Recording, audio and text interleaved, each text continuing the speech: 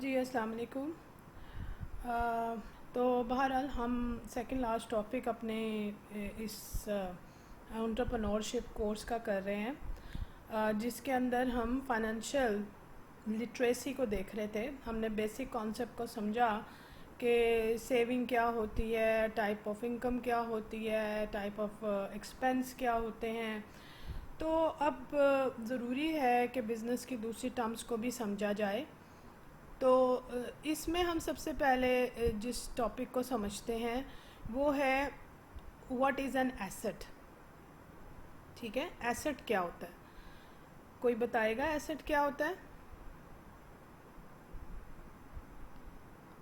मैंने कुछ टर्मिनोलॉजीज़ आपको ग्रुप पे शेयर भी की हैं, आप उसको देख सकते हैं।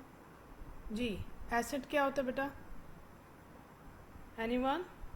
रिसोर्सेज जो बिजनेस में यूज होते हैं। हाँ जी, बिल्कुल ठीक है। अच्छा, asset, N asset is anything that has economic value. किस उसकी कोई माशरती जो है ना वक़्त होनी चाहिए, and can provide future benefits to an individual और अ बिज़नेस। तो अब जिन हम फाइनेंशियल लिटरेसी की बात कर रहे हैं, number one is the asset. ठीक है, और इस लेक्चर के एंड तक एसेट के साथ साथ आप लाइबिलिटीज़ भी देखेंगे, इक्विटी को भी देखेंगे, रेवेन्यू को भी चेक करेंगे, और फिर दोबारा हम रेवेन्यू को देखेंगे। रेवेन्यू अगरचे हम पढ़ चुके हैं लेकिन फिर भी हम इसको दोबारा पढ़ लेंगे थोड़ा सा शॉर्ट उसमें।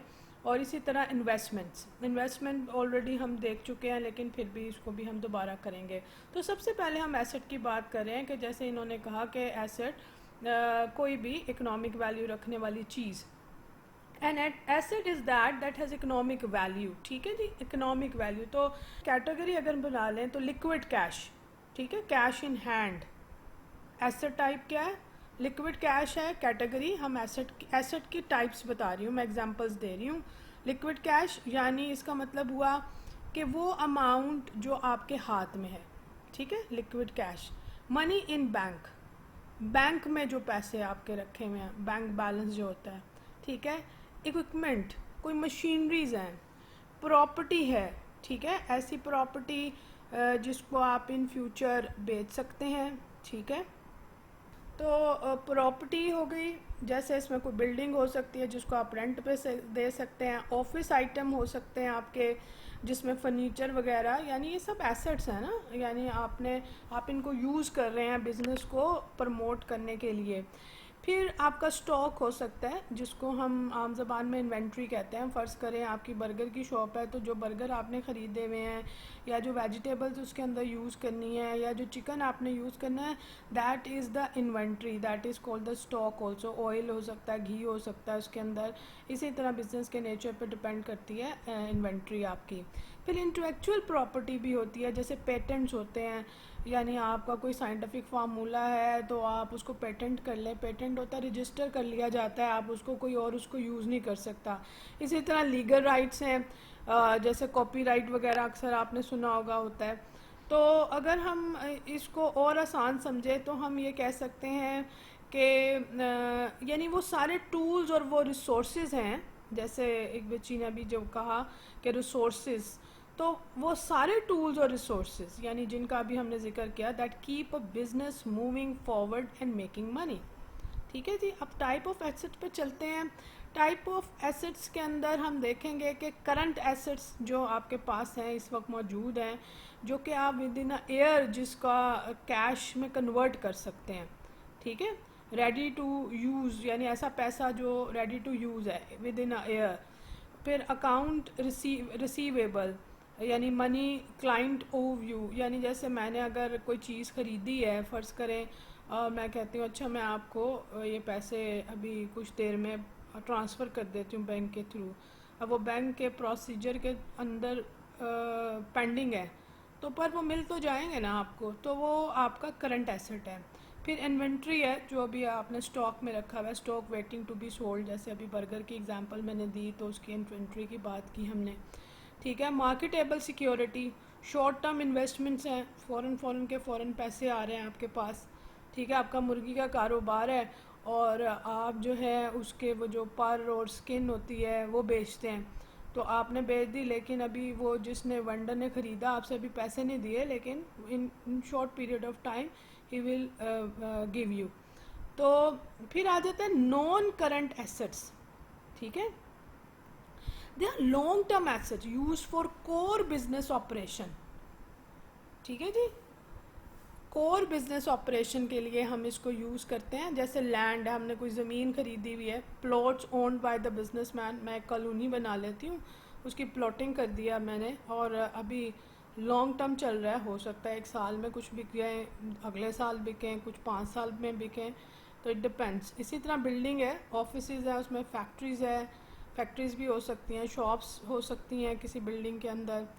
फिर आपकी मशीनरी है, प्रोडक्शन इक्विपमेंट है, आपने बना के रख ली मशीनें, लेकिन अभी बिकने में टाइम लग रहा है। व्हीकल्स हैं, डिलीवरी वैन्स हैं आपकी, कंपनी कार्स हैं जो कि आपके पिक एंड ड्रॉप सर्विस देती हैं या आपके प्रोडक्ट को एक जगह से दूसरी जगह पहुंचाती हैं, तो ये सारे एसेट्स ही हैं, लेकिन नॉन करंट एसेट्स हैं। यानी इन फ्यूचर अगर आपको कभी ज़रूरत पड़े तो उनको बेच सकते हैं, आप बेच के पैसे ले सकते हैं, लेकिन they are helping you in running your business.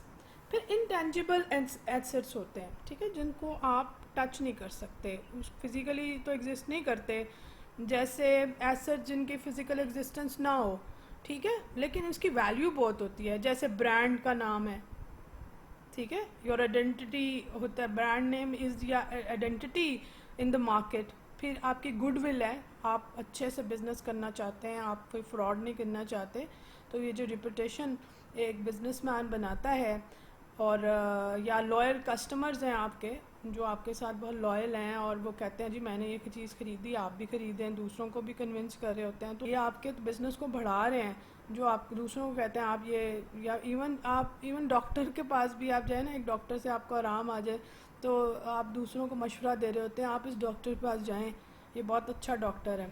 तो फिर इसी तरह से आपके ट्रेडमार्क प्रोजेक्ट्स हैं, ये लोगोज होते हैं, स्लोगन्स होते हैं, तो ये इंटेंजिबल एसेट्स हैं। तो हमने देखा कि 3 टाइप है एसेट्स की, एक करंट एसेट्स हैं जिसको विद इन ईयर आप कन्वर्ट कर सकते हैं लिक्विड पैसे में, और फिर इसके बाद नॉन करंट एसेट्स हैं, और जिनको लॉन्ग टर्म इन्वेस्टमेंट होती, लॉन्ग टर्म यानी रिसोर्सेज होते हैं जिनको आप कन्वर्ट कर सकते हैं कभी भी रुपए पैसे के अंदर according to situation. Intangible assets हैं, ये वो दिखाई नहीं दे रहे, लेकिन पर you know they have hold a immense value for your business.